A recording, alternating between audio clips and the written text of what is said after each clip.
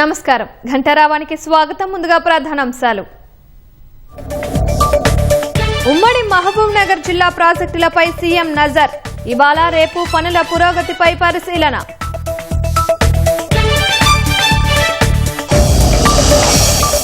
రాష్ట్రంలో భూముల విలువలు భారీగా పెంపు. రిజిస్ట్రేషన్ శాఖ పోర్టల్లో నేడు అప్డేట్ కానున్న వివరాలు.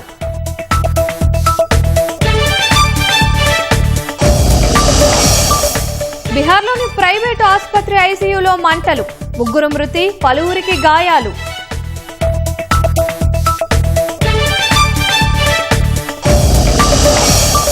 ఢిల్లీలో 21 మందిని బలిగొన్న హోటల్ ఓనర్ అరెస్టు. రాజధానిలో విస్తృత తనిఖీలకు ఎల్జీ ఆదేశాలు.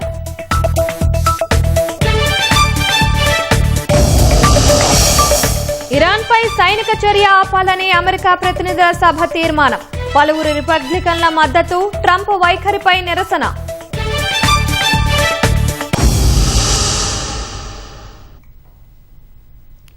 ఉమ్మడి పాలమూరు జిల్లాలోని సాగునీటి ప్రాజెక్టుల స్థితిగతుల పరిశీలనకు ముఖ్యమంత్రి రేవంత్ రెడ్డి శ్రీకారం చుట్టారు. ఇవాళ రేపు ఉమ్మడి జిల్లాలోని నారాయణపేట, కొడంగల్, పాలమూరు, రంగారెడ్డితో పాటు పెండింగ్ ప్రాజెక్టుల పనులను క్షేత్రస్థాయిలో పరిశీలించనున్నారు. ఇవాళ సాయంత్రం కొల్లాపూర్లోని సోమశిలలోనే బస చేయనున్న సీఎం ప్రాజెక్టులపై అధికారులతో ఉన్నత స్థాయి సమీక్ష నిర్వహించనున్నారు. రేపు పీఆర్ఎల్ఐ ప్రాజెక్టులోని ప్యాకేజీలను పరిశీలిస్తారు. అనంతరం జడ్చర్లలో భారీ బహిరంగ సభలో పాల్గొంటారు. ఉమ్మడి పాలమూరు జిల్లా సాగునీటి ప్రాజెక్టుల పనులపై ప్రభుత్వం దృష్టి సారించింది. పెండింగ్ పనులను పూర్తి చేసి రైతులకు నీళ్లందించే లక్ష్యంతో కార్యాచరణ చేపట్టింది. ఇటీవలే జిల్లా ప్రజాప్రతినిధులతో సమావేశమైన ముఖ్యమంత్రి రేవంత్ రెడ్డి ప్రాజెక్టులను పూర్తి చేసేందుకు ఎన్ని నిధులైనా ఇస్తానని స్పష్టం చేశారు. ఇదే నేపథ్యంలో ప్రాజెక్టులను క్షేత్రస్థాయిలో సందర్శించి పనుల పురోగతిని పరిశీలించేందుకు సీఎం రేవంత్ పాలమూరు జిల్లా పర్యటన చేపట్టారు. ఇవాళ రేపు ఉమ్మడి జిల్లా వ్యాప్తంగా విస్తృతంగా పర్యటించి ఎత్తిపోతల పథకాలు, రిజర్వాయర్లు, పంప్ హౌజ్లను పరిశీలించనున్నారు. సాయంత్రం నాగర్ కర్నూలు జిల్లా కొల్లాపూర్ నియోజకవర్గంలోని సోమశిలకు చేరుకోనున్నారు. అక్కడి మృగవాణి రిసార్ట్ రివర్ ఫ్రంట్ లో ఉమ్మడి మహబూబ్ నగర్ జిల్లాలోని అన్ని ప్రధాన సాగునీటి ప్రాజెక్టులపై ఉన్నత స్థాయి సమీక్ష నిర్వహించనున్నారు.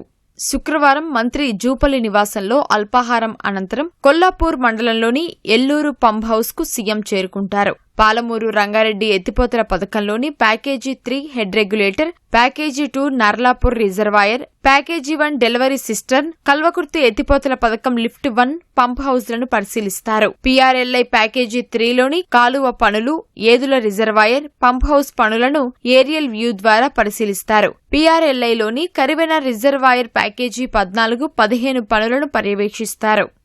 మధ్యాహ్నం 3 గంటలకు ముఖ్యమంత్రి గారు మక్తల్కు వస్తూ ఉన్నారు.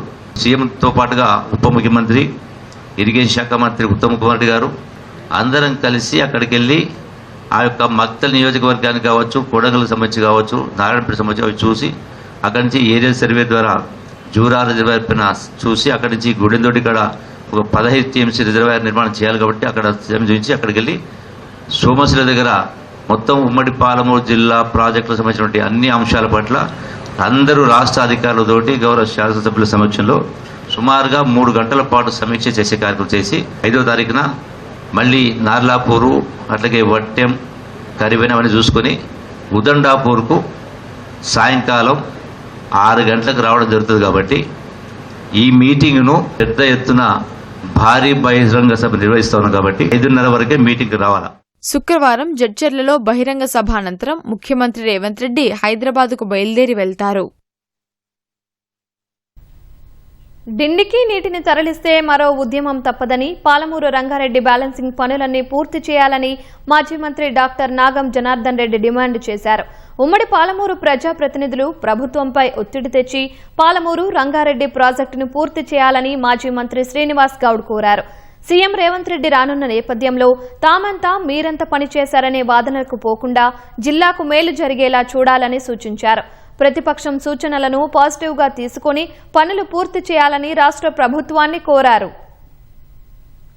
లిఫ్ట్ చేయడానికి మోటార్లు పెట్టినాం, దానికి కరెంటు వచ్చేటట్లు మొత్తం సబ్ స్టేషన్స్ అన్ని మేము ఏర్పాటు చేసినాం కదా. ఏదుల రిజర్వాయర్ మేమే కదా నిర్మించింది, నార్లాపూర్ రిజర్వాయర్ మేమే కదా నిర్మించింది, ఒట్టెం రిజర్వాయర్ మేమే కదా నిర్మించింది, కర్వేని రిజర్వాయర్ మేమే కదా నిర్మించింది, ఉదండాపూర్ 60% దాదాపు 60% పైగా కంప్లీట్ చేసింది మేమే కదా. 87 కిలోమీటర్ల టన్నలు 100% మేమే దోగినాం. 41 కిలోమీటర్ల కాలువలు మేము కంప్లీట్ చేసినాం. ఒక 2.5 కిలోమీటర్ల కాలువ కొల్లాపూర్ నియోజకవర్గంలో కంప్లీట్ చేసేది ఉంది. సరే భయ్, ఇప్పుడు ఎందుకు పంచాయతీ మొత్తం మీరే చేసిరు అనుకుందాం, మిగతా కాలువ కూడా చేసి కంప్లీట్ చేయాలి. ఇంత కంప్లీట్ చేయాలి మీరే. ప్రాజెక్టు రిజర్వాయర్, టన్నర్లు, కాలువలు, మోటార్లు ఇవన్నీ అయిపోయినాయి కదా.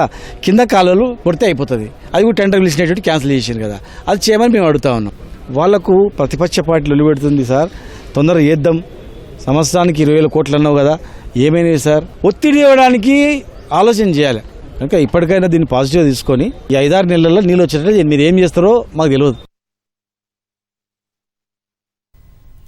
రాష్ట్రంలో భూముల మార్కెట్ విలువలను ప్రభుత్వం సవరించింది. ఇవాళ రిజిస్ట్రేషన్ల శాఖ పోర్టల్లో కొత్త విలువలు అప్డేట్ కానున్నాయి. రేపటి నుంచి అమల్లోకి రానున్నాయి. బహిరంగ మార్కెట్తో పోలిస్తే భూముల విలువలు తక్కువగా ఉన్న చోటనే ఎక్కువ పెంచినట్లు తెలుస్తోంది. అధిక ప్రాంతాల్లో 50 నుంచి 100% పెంచినట్లు సమాచారం. భూముల విలువ సవరణ ద్వారా ప్రభుత్వానికి గరిష్టంగా సాలీనా 1,200 కోట్ల వరకు రాబడి పెరుగుతుందని అంచనా.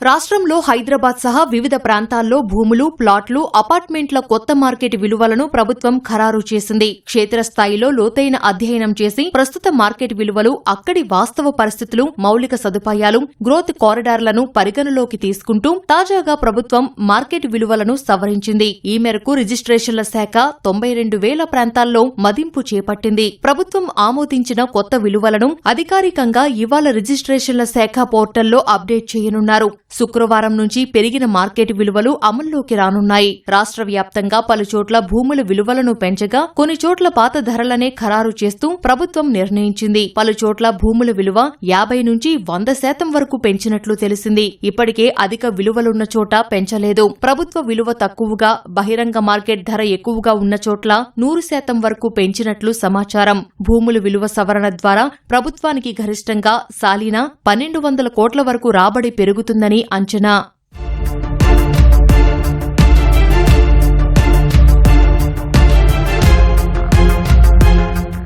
Hyderabad outer ring road ORR లోపలి శివారు ప్రాంతాల్లో పలుచోట్ల వేగంగా అభివృద్ది జరుగుతున్నా భూముల విలువలు తక్కువగా ఉన్నట్లు గుర్తించారు. కొన్ని చోట్ల చదరపు గజం 50,000 నుంచి 1,00,000 వరకు పలుకుతున్న మార్కెట్ ధర 12,000 నుంచి 15,000 లోపు ఉంటోంది. ఇలాంటి ప్రాంతాల్లో ప్రభుత్వం మార్కెట్ విలువలు పెంచుతున్నట్లు సమాచారం. కొన్ని చోట్ల మాత్రం ఇప్పటికే ప్రస్తుత విలువలు ఎక్కువగా ఉండటంతో ధరలు పెంచలేదని తెలుస్తోంది. ఇటీవల జీహెచ్ఎంసీలో విలీనమైన ఓ గ్రామంలో ప్రస్తుతం మార్కెట్ విలువ చదరపు గజం 2,100 ఉంటే ఆ మొత్తం 4,200 వరకు పెంచినట్లు సమాచారం. క్యూర్ పరిధిలో భూముల విలువలు 25 నుంచి 75%, కొన్ని చోట్ల 100% వరకు పెరిగినట్లు తెలుస్తోంది. హైదరాబాద్ పాత బస్తీ ప్రాంతంలో పెంపు 10 నుంచి 20% మాత్రమే ఉన్నట్లు సమాచారం. తెల్లాపూర్, శంషాబాద్ తదితర ఓఆర్ఆర్ కి అటు ఇటు ఉన్న ప్రాంతాల్లో ప్రభుత్వ మార్కెట్ విలువ ప్రస్తుతం చాలా తక్కువగా ఉంది. వ్యవసాయ భూములకు సంబంధించి దీన్ని 100% పెంచనున్నారు. ఉదాహరణకు ఒకచోట మార్కెట్ విలువ ఎకరాకు 30 కోట్లు ఉంటే బహిరంగ మార్కెట్లో దానికి 3 ధర ఉంది. దీన్ని దృష్టిలో పెట్టుకుని 100% పెంచినట్లు తెలుస్తోంది. హైదరాబాద్ నగర పరిధిలో అపార్ట్మెంట్ల విలువ 20% మాత్రమే గరిష్టంగా పెరగనుంది.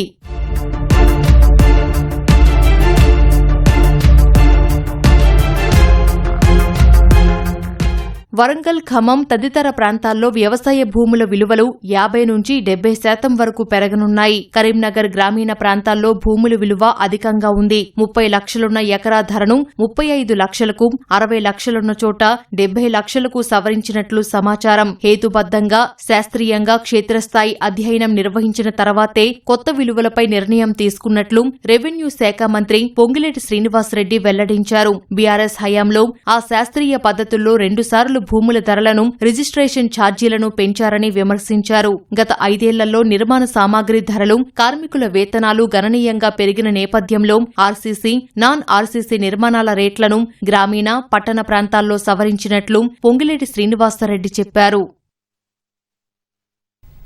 రాష్ట్రంలో ప్రస్తుతం ప్రభుత్వ టీచర్లుగా పనిచేస్తున్న వారికి ఏడాదికి 2 సార్లు ప్రత్యేకంగా టెట్ నిర్వహించనున్నారు.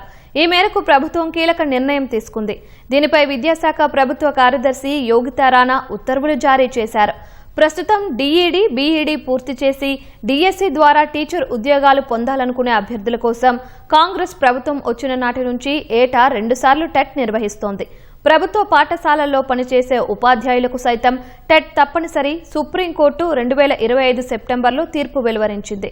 కొన్ని రాష్ట్రాలు ప్రత్యేక టెట్ నిర్వహిస్తున్నాయని, ఇక్కడ జరపాలని పలు టీచర్స్ సంఘాల విజ్ఞప్తితో 2 సార్లు టెట్ జరపాలని తాజాగా ప్రభుత్వం నిర్ణయం తీసుకుంది. దాదాపు 30,000 మంది ఇన్ సర్వీసు ఉపాధ్యాయులకు టెట్ లేదని విద్యాశాఖ వర్గాలు చెబుతున్నాయి.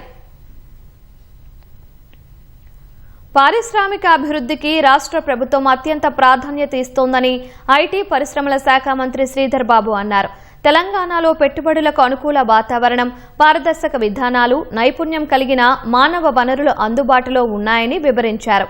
సంగారెడ్డి జిల్లా హత్నూరా మండలం బోరపట్ల శివారులో అరబిందో ఫార్మా ఆధ్వర్యంలో తెరానిం బయోలాజిక్స్ యూనిట్ను వైద్యారోగ్య శాఖ మంత్రి దామోదర రాజనరసింహ, టీజీఐఐసీ చైర్మన్ నిర్మలా జగ్గారెడ్డితో కలిసి ప్రారంభించారు. తెరానిం బయోలాజిక్స్ యూనిట్ ప్రారంభం ద్వారా తెలంగాణ బయోఫార్మా, లైఫ్ సైన్సెస్ రంగంలో మరో కీలక ముందడుగు పడిందని మంత్రి పేర్కొన్నారు.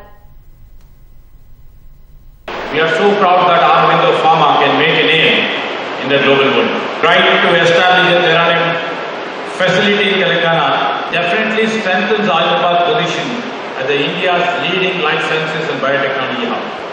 This facility will focus on mammalian cell culture based biologic manufacturing.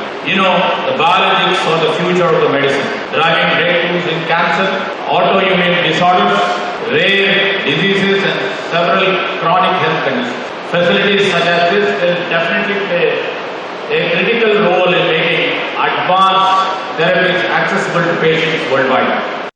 బీహార్లోని ముజఫర్పూర్లో ప్రసాద్ అనే ప్రైవేటు ఆసుపత్రి ఐసీయూలో ఈ తెల్లవారుజామున మంటలు చెలరేగి 3 మృతి చెందారు, పలువురు గాయపడ్డారు. అగ్ని ప్రమాద సమయంలో ఐసీయూలో 13 నుంచి 15 మంది వరకు రోగులు ఉన్నారు. షార్ట్ సర్క్యూట్ కారణంగా మంటలు చెలరేగి ఐసీయూ అంతటా పొగ అలుముకున్నట్లు ఆసుపత్రి యాజమాన్యం చెబుతోంది. సమాచారం అందుకున్న వెంటనే అగ్నిమాపక సిబ్బంది ఘటనా స్థలానికి చేరుకుని సహాయక చర్యలు చేపట్టారు. మంటలను అదుపులోకి తెచ్చారు. చాలా మంది రోగులను వేరే ఆసుపత్రులకు తరలించారు. ఆసుపత్రి 5వ అంతస్తులో ఉన్న ఐసీయూలో ఈ తెల్లవారుజామున 3:30 గంటల సమయంలో మంటలు చెలరేగాయి. చట్టపరంగా అన్ని చర్యలు తీసుకుంటామని ముజఫర్పూర్ జిల్లా మెజిస్ట్రేట్ చెప్పారు. దిల్లీలోని మాలవీయ నగర్లో 21 మంది ప్రాణాలను బలిగొన్న ఘోర అగ్ని ప్రమాద ఘటనలో కీలక పరిణామం జరిగింది. ప్రమాదం జరిగిన మికాసైన్ హోటల్ భవన యాజమాని లవకేష్ బజాజ్ను ఢిల్లీ పోలీసులు అరెస్టు చేశారు. అతడిపై హత్యతో సమానమైన నేరం కింద ఎఫ్ఐఆర్ నమోదు చేశారు. గ్రౌండ్ ఫ్లోర్లోని రెస్టారెంట్లో విద్యుదాఘాతం కారణంగా మంటలు అంటుకున్నట్లు నిర్ధారించారు. పోలీసుల దర్యాప్తులో అనేక విషయాలు వెల్లడయ్యాయి. భవనానికి 6 గదుల నిర్వహణకి అనుమతి ఉండగా యాజమాన్యం అక్రమంగా 25 గదులను నడిపినట్లు తేలింది. భవనానికి G+1గా మాత్రమే అనుమతి ఉండగా అధికారుల అనుమతి లేకుండానే అదనపు అంతస్తులను నిర్మించారని, అగ్నిమాపక శాఖ నుంచి ఎన్ఓసీ కూడా తీసుకోలేదని గుర్తించారు. ఘటనపై ఢిల్లీ లెఫ్టినెంట్ గవర్నర్ తరంజిత్ అత్యవసర సమీక్ష నిర్వహించి న్యాయ విచారణకు ఆదేశించారు. 4 రోజుల పాటు ఢిల్లీ వ్యాప్తంగా ఉన్న అన్ని హోటళ్లు, నర్సింగ్ హోంలు, కోచింగ్ సెంటర్లు, రెస్టారెంట్లలో ఫైర్ సేఫ్టీ తనిఖీలు చేపట్టాలని ఆదేశించారు. నిబంధనలు ఉల్లంఘించినట్లు తేలితే తక్షణం సీజ్ చేయాలని, విద్యుత్ సరఫరా నిలిపివేయాలని స్పష్టం చేశారు. నిన్నటి ప్రమాదంలో 21 మంది మరణించగా వారిలో 11 మంది విదేశీయులు ఉన్నారు. సహాయ సిబ్బంది రక్షించిన 58 మందిలో 35 మంది చికిత్స పొందుతున్నారు. వారిలో 19 మంది పరిస్థితి అత్యంత విషమంగా ఉంది. ఏడాదిలోపు నరేంద్ర మోదీ ప్రధానమంత్రి పదవి పోతుందని కాంగ్రెస్ అగ్రనేత, లోక్సభ ప్రతిపక్ష నాయకుడు రాహుల్ గాంధీ సంచలన వ్యాఖ్యలు చేశారు. ఢిల్లీలోని ఇందిరా భవన్లో ఆదివాసీ కాంగ్రెస్ నిర్వహించిన గిరిజన నేతల సమావేశంలో ఆయన మాట్లాడారు. ప్రధాని మోదీ పూర్తిగా గుప్పిట్లో పెట్టుకున్న ప్రభుత్వ వ్యవస్థల్లో అంతర్గత తిరుగుబాటు జరుగుతోందని సంచలన ఆరోపణలు చేశారు. స్వయంగా ప్రధాన ఎన్నికల కమిషనర్, ఇంటెలిజెన్స్ విభాగాధిపతి, సీనియర్ న్యాయమూర్తులు కూడా మోదీ, ఆయన మంత్రులు తనకు సమాచారాన్ని పంపుతున్నారని వివరించారు. దేశాన్ని అంతర్జాతీయ ఆర్థిక ప్రభావాల నుంచి కాపాడే రక్షణ కవచాన్ని బీజేపీ తొలగించిందని, దీనివల్ల దేశంలో భారీ ఆర్థిక సునామీ రాబోతుందని రాహుల్ హెచ్చరించారు. దేశ చరిత్రలో ఎన్నడూ చూడని ఆర్థిక సంక్షోభం రాబోతుందని తెలిపారు. ఒకవేళ ప్రజా ఆగ్రహం రోడ్డెక్కితే ఆ ఒత్తిడిని అణచివేయడానికి ప్రభుత్వం దేశంలో ఎమర్జెన్సీ లాంటి పరిస్థితులను విధించే అవకాశం ఉందని హెచ్చరించారు. चीफ इलेक्शन कमिश्नर के मैसेजेस मेरे पास आ रहे हैं. Head of intelligence system, senior judiciary, सारों के सारे रिवोल्ट कर रहे हैं, इंफॉर्मेशन दे रहे हैं हमें.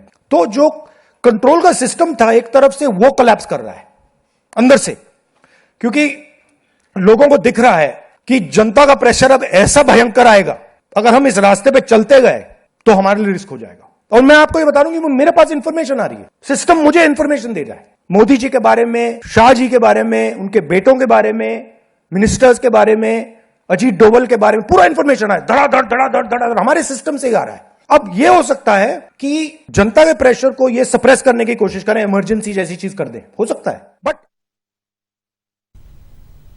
కర్ణాటక ముఖ్యమంత్రిగా ప్రమాణ స్వీకారం చేసిన వెంటనే డీకే శివకుమార్ ప్రజా సంక్షేమమే ధ్యేయంగా నిర్ణయాలు తీసుకున్నారు. డీకే అధ్యక్షతన జరిగిన తొలి కేబినెట్ సమావేశంలో ప్రభుత్వ నాన్ లగ్జరీ బస్సుల్లో విద్యార్థులందరికీ ఉచిత ప్రయాణం కల్పించాలని నిర్ణయించారు. ప్రభుత్వ ఉద్యోగాల భర్తీ ప్రక్రియను వేగవంతం చేసేందుకు త్వరలో జాబ్ క్యాలెండర్ విడుదల చేయనున్నట్లు సీఎం ప్రకటించారు. నిరుద్యోగ సమస్య పరిష్కారానికి ప్రైవేట్ ఎంప్లాయ్మెంట్ ఎక్స్చేంజ్లను ఏర్పాటు చేస్తామని, సంబంధిత విధి విధానాలను నెల రోజుల్లో ఖరారు చేస్తామని స్పష్టం చేశారు. యువతలో నాయకత్వ లక్షణాలు, సామాజిక సామరస్యాన్ని పెంపొందించేందుకు రాష్ట్ర వ్యాప్తంగా 10,000 భారత్ జోడో యువ సంఘాలు నెలకొల్పి ఒక్కోదానికి 10 లక్షల చొప్పున నిధులు కేటాయిస్తామని తెలిపారు. గ్రామాల నుంచి రైతులు వలస వెళ్లకుండా ప్రభుత్వం త్వరలోనే తగిన నిర్ణయాలు తీసుకుంటుందని కర్ణాటక ముఖ్యమంత్రి హామీ ఇచ్చారు. మొదటి ప్రపంచ యోగాసన స్పోర్ట్స్ ఛాంపియన్షిప్ 2026 ఇవాళ అహ్మదాబాద్లో ప్రారంభం కానుంది. సాయంత్రం 6:40 ఈ కార్యక్రమంలో తాను వర్చువల్గా పాల్గొంటానని ప్రధాని నరేంద్ర మోదీ తెలిపారు. ప్రపంచవ్యాప్తంగా యోగా అద్భుతమైన ప్రజాదరణ పొందుతున్నదని ప్రధాని ప్రపంచ యోగాభిమానులను అహ్మదాబాద్ ఒకచోటికి చేర్చనుందని ఎక్స్లో పేర్కొన్నారు. యోగాసనాలకు సంబంధించిన గ్లోబల్ స్పోర్టింగ్ రోడ్ మ్యాప్లో ఇదో కీలక మైలురాయిగా అభివర్ణించారు. మరోవైపు జూన్ 21న జరిగే 12వ అంతర్జాతీయ యోగా దినోత్సవాన్ని ఆరోగ్యకరమైన వృద్ధాప్యం కోసం యోగా అనే థీమ్తో నిర్వహించనున్నట్లు కేంద్ర ప్రభుత్వం తెలిపింది. దేశ ప్రాచీన విజ్ఞానంలో భాగమైన యోగా నేడు ఖండాంతరాలను దాటి ఆరోగ్యకరమైన క్రియాశీలక జీవన శైలికి నమ్మకమైన మార్గంగా మారిందని గుర్తు చేసింది. వృద్ధాప్యంలో శారీరక దృఢత్వాన్ని, మానసిక ఉత్తేజాన్ని కాపాడుకోవడంలో యోగా ఎంతగానో దోహదపడుతుందనే విషయాన్ని ఈ థీమ్ చాటి చెబుతోందని పేర్కొంది. అమెరికా అధ్యక్షుడు డొనాల్డ్ ట్రంప్ కు ఆ దేశ ప్రతినిధుల సభలో గట్టి ఎదురుదెబ్బ తగిలింది. ఇరాన్పై అమెరికా సైనిక చర్య ఆపాలంటూ ప్రతినిధుల సభ యుద్ధ అధికారాల తీర్మానాన్ని ఆమోదించింది. ప్రతిపక్ష డెమోక్రాట్లతో కొందరు అధికార రిపబ్లికన్ ఎంపీలు చేతులు కలపడంతో 3 నెలలుగా సాగుతున్న ఈ యుద్ధాన్ని ముగించే దిశగా కీలక ముందడుగు పడింది. ప్రతినిధుల సభలో ఈ తీర్మానానికి అనుకూలంగా 215 ఓట్లు రాగా వ్యతిరేకంగా 208 ఓట్లు వచ్చాయి. ఫలితం వెలువడగానే హౌస్ ఛాంబర్లో హర్షాతిరేకాలు వ్యక్తమయ్యాయి. ఈ అనవసర భారీ ఖర్చుతో కూడిన యుద్ధానికి వెంటనే ముగింపు పలకాలని చర్చ సమయంలో డెమోక్రాటిక్ ఎంపీలు డిమాండ్ చేశారు. ఈ యుద్ధంతో అమెరికా పన్ను చెల్లింపుదారులపై $100 బిలియన్ పైగా పెనుభారం పడిందని, ఇరాన్ ముందు అమెరికా బలహీనపడేలా చేసిందని విమర్శించారు.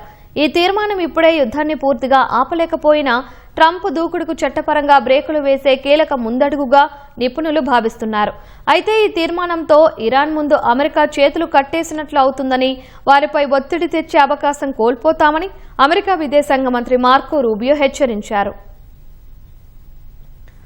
ఒకే కాన్పులో 2 మగ శిశువులు పుట్టారన్న ఆనందం ఆ దంపతులకు ఎంతోసేపు నిలవలేదు.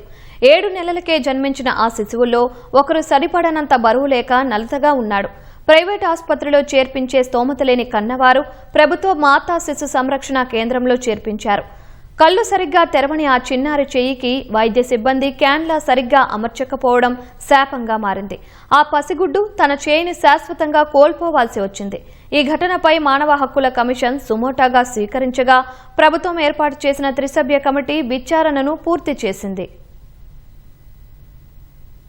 ఖమ్మం జిల్లా వైరా మండలం పుణ్యపురి గ్రామానికి చెందిన రేణుక సత్యకాంత్ దంపతులు ప్రైవేటు ఉద్యోగం చేస్తూ జీవిస్తున్నారు. వివాహమై చాలా ఏళ్ల తర్వాత మొదటిసారి రేణుక గర్భం దాల్చింది. ఆమెకు 7వ నెల నడుస్తుండగా అకస్మాత్తుగా కడుపులో నొప్పి వచ్చింది. ఖమ్మంలోని ఓ ప్రైవేటు ఆసుపత్రిలో చూపించారు. మార్చి 3న ఆమెకు శస్త్రచికిత్స చేయగా 2 కవల మగపిల్లలు పుట్టారు. అందులో బరువు తక్కువగా ఉన్న శిశువుకు ఊపిరితిత్తుల సమస్య తలెత్తింది. ప్రైవేటు ఆసుపత్రిలో చూపించే స్తోమత లేక సర్కార్ దవాఖానాలో చేర్పించారు. సిబ్బంది రక్తం ఎక్కించేందుకు నవజాత శిశువు ఎడమ చేయికి క్యాన్లా ఏర్పాటు చేశారు. అది సరిగా ఎక్కించకపోవడంతో కొన్ని రోజులకు నరాల క్షీణత సోకింది. ఎడమ చెయ్యి పూర్తిగా నల్లగా మారి ఇన్ఫెక్షన్ కు గురైంది. ఒళ్లంతా ఉబ్బడంతో తల్లిదండ్రులు భయపడి స్కానింగ్ చేయించారు. పరిస్థితి విషమించడంతో వైద్యులు హడావుడిగా హైదరాబాద్ నీలోఫర్ కు పంపించారు. బీపీ ఎక్కువై ఉమ్మనీరు పడిపోయి 7th month లో డెలివరీ చేయాల్సి వచ్చింది. ఉమ్మనీరు పడిపోతే బేబీస్ ప్రమాదం అమ్మ, వెంటనే సర్జరీ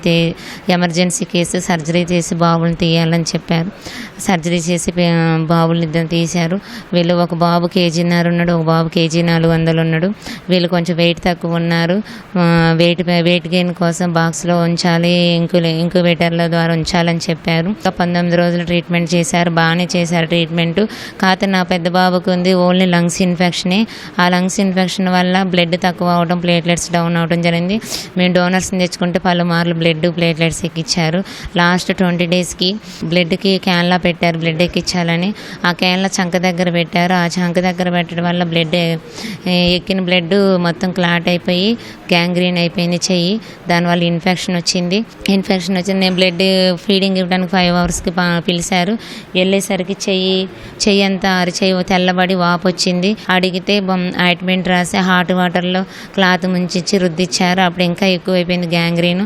తెల్లారే స్కానింగ్కి పంపించారు. 3వ రోజు స్కానింగ్కి వెళ్తే స్కానింగ్ డాక్టర్ గారు చెప్పింది, బాబుకి నరాల కదలికలు లేవమ్మ, చంక దగ్గర క్యాన్లా పెట్టిన కాంచి అరిచే వరకు చేయిపోయింది.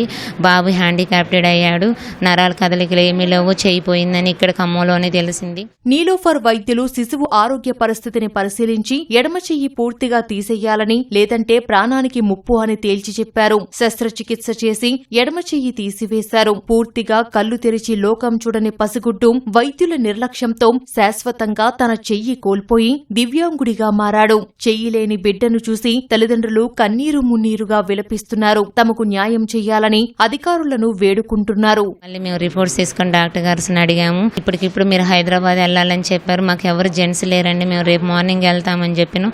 కాదు, ఇప్పుడు అంబులెన్స్ వస్తుంది, ఇప్పటికి వెళ్తేనే మీ చెయ్యి వస్తుంది, లేకపోతే లేదు, అక్కడ బెస్ట్ సర్జన్స్ ఉన్నారు, వెళ్ళండి అని హైదరాబాద్ నైట్ 9 గంటలకి అంబులెన్స్ ఎక్కించారు. మేము అక్కడికి వెళ్ళేసరికి 1:30 అయింది. వీళ్ళు ఇక్కడ చేసిన నిర్లక్ష్యం వీళ్ళు తప్పించుకోవడానికి ఇక్కడే మా బాబు చేయిపోయింది.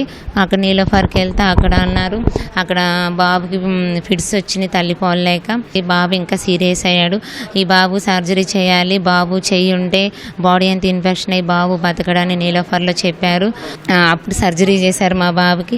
3 months మేము అక్కడే ఉన్నాం హైదరాబాద్లో. వాళ్ళ సహాయం లేకపోతే మా బాబు ఈ స్థాయికి రాపోయేవాడే, మా బాబుకి మా చేతికి రాపోయేవాడే.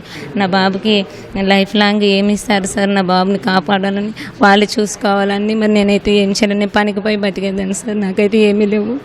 నా బాబు చేయబోయింది, ఏం చేసుకోలేడు కదా సార్, ఆయన పని పోయి బతకడానికైనా నా బాబుకి అంత ఆధారం వాళ్ళే చూడాలి సార్. ఏదైనా ఖమ్మం గవర్నమెంట్ హాస్పిటల్ ఈ నిర్లక్ష్యం జరిగింది సార్. ఇక్కడ చేయిపోయిందని వాళ్ళు తప్పించుకోవడం కోసం, వాళ్ళు తప్పు కాబట్టి వాళ్ళు అంబులెన్స్ ఇచ్చి పంపించారు. మేము కూడా అంబులెన్స్ పెట్టుకోలేదు. ఈ ఘటనపై మానవ హక్కుల కమిషన్ సుమోటోగా విచారణకు స్వీకరించగా ప్రభుత్వం 3 సీనియర్ డాక్టర్లను విచారణ అధికారులుగా నియమించింది. విషాద ఘటనపై సమగ్ర విచారణ చేశారు. చికిత్స అందించిన సమయంలో డ్యూటీలో ఉన్న వైద్యులు, నర్సులను ప్రశ్నించారు. నిర్లక్ష్యం వల్ల పసిప్రాయంలోనే శిశువు శాశ్వత వైకల్యం తల్లిదండ్రులను జీవితాంతం వేదనకు గురిచేసే విషాద ఘటనగా మారింది.